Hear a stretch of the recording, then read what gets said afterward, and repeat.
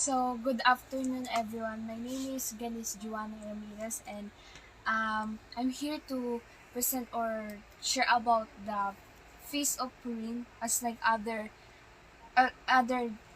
share this also. So, the Feast of Purim, first of all, in the Feast of Israel, there's the Passover and the Tabernacle. The first one that they mostly do is the Purim, the Feast of Purim. So how do we identify the Feast of Purim, or how do we brief the background of the Feast of Purim? So first of all, the brief of background of Feast of Purim is begin the if you read the book of Esther, and that's the story of the Esther in book of Esther in the Bible, and that was begun in the time of the king of Ahasuerus and Haman and Mordecai. So first of all, if as I say, if you actually read the Bible, we already know what's the side background of life of Esther, and now we will go to the middle of story of Esther. Now in the Bible, so the story of Book of Esther,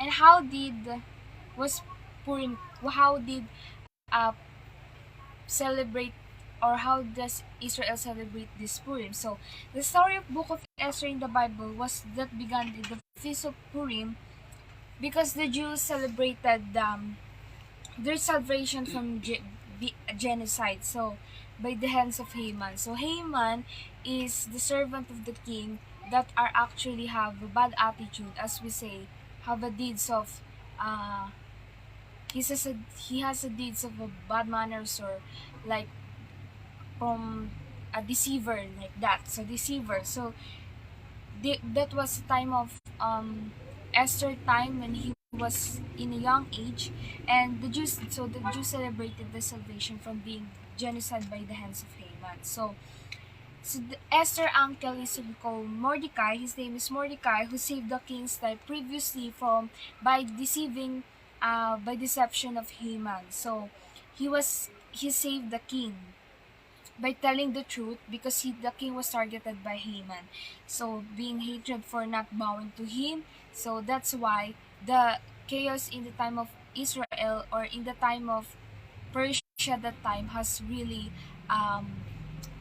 begotten. So in in the previous queen, as we say, how did the question is how did Queen Esther became a queen in the time of the Persia in King Ahasuerus?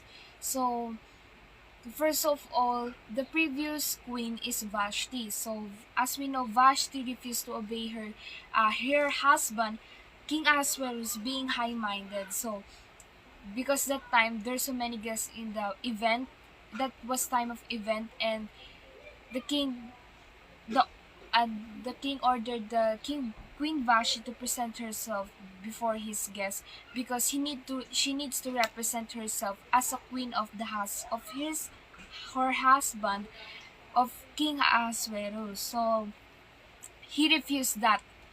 So the king was counseled by his advisor to censure the queen for being disobedient, as she might affect or affect or affect or infect other wives in the kingdom that will also copy her attitude. So having a liberation mood, or having a disobedient attitude. So the king was advised to look for other suitable queen, and that is to be an example of obedience, to be an example of the one who really need to bow to her king and have a loyalty in heart. So Esther was chosen among many candidates, but before Esther become a queen, there's so many a step for her, and training for her to become a bride of the queen, and to be a queen for King Ahasuerus. So training, as we say, training in bodily cleansing, training in the bodily and purification, beautification, and others.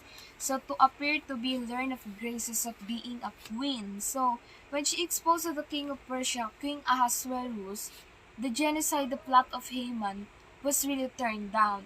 So that means uh, thinking of Haman's mindset, he knows that his plans will be succeed, but on the other hand, it got sighted of it. So the plot twist of the story is it got unsuccessful. So the genocide, the plot of Haman, the king could not just rescind the order because once it has been stamped with his seal, it was actually irrevocable. So during those past, from the Jew had up, or this is, I will give you example of the slightly story of the Peace of Purim. So first of all, that was because of genocide. That is because of genocide in time of Israel of the Jews, and but this happened in the time of Persia. So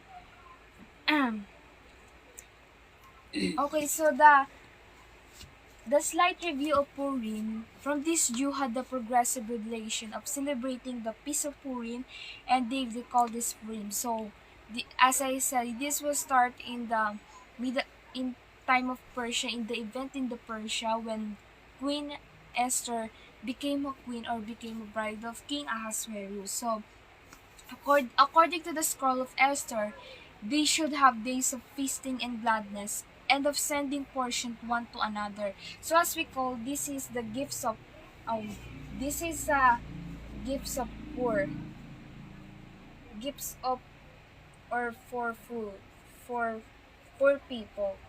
This is for gifts for poor people. So how do we, okay, so the question here, how do we celebrate? Why do we celebrate this Peace of Purim? And why do Israel celebrate, or how do Israel celebrate this Peace of Purim? Because we celebrate the Peace of Purim as a typology of our message, community, and other, and how to be a bride and connection of yes, bride and bloody cleanness. So but in Jewish stand, they celebrate a Peace of Purim because of remembering the time of genocide by the hands of Haman. So that will be having exchanging gifts of food and drink known as Mikulak Nanot. So they're donating the charity for the poor, and known as Matanot. That it was in Esther. That was in that was in Esther chapter 9 verse 26. We can read it also. So we must, why do we celebrate? Not just only celebrate, but we must share this message from other, because other in this world not all perfect and not have generally spiritually, or have a spiritual salvation. So many people and having are unbeliever, and we need to give them a gifts of the spiritual, especially to the poor. So we will go to the typologies. We will go to typologies. Now, if we go to typologies, there's called some typologies of relevant application in our Christian lives, because this is a message that we type in the gifts for food, and the Jewish side is for genocide. So, first of all, we will type this for king. So as we know, the king is King Ahasuerus, the husband of uh, Queen Esther. So actually, he was represented by he represents Jesus Christ as the bridegroom seeking a bride church. So why do, well, I will explain later why did the king Ahasuerus become a typology of Jesus Christ. So he is typology of Jesus Christ. The next is Vashti. So why Vashti? As an example of obedience, as I say earlier, he has he has a he has a personality of disobedience that didn't obey the order of king. So when Jesus Christ is type of the king, then you should not obey the king, because you need to have a humbleness in the king. So because that was type of Jesus Christ, so Vashti is represented as is a foolish.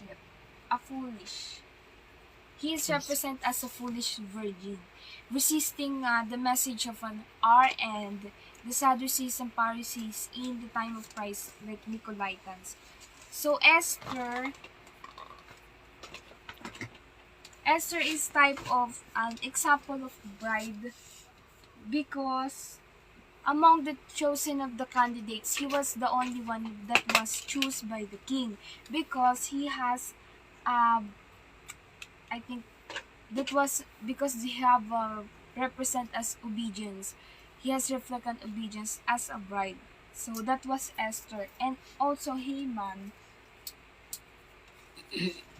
Haman is the type of the one who caused the problem, like the early Saul and not the troubles for a believer and follower of God. So the spirit authors of the spiritual genocide has the cause of the by persuading others. So he's the one who caused the trouble. So and for Mordecai,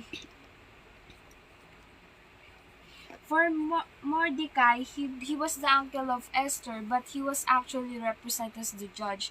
When we say a judge, that is a true servant of the king that helped recruit Esther in the time of Persia in the Peace of Purim. So like Eliezer and Rebecca in the Bible for choosing the bride, correctly the bride, and the one who helped to prepare her, even though not physically but spiritually. So that is a true fivefold ministry target for the elimination of by false brethren and ministers. So that's all. Thank you very much. God bless. Bye bye.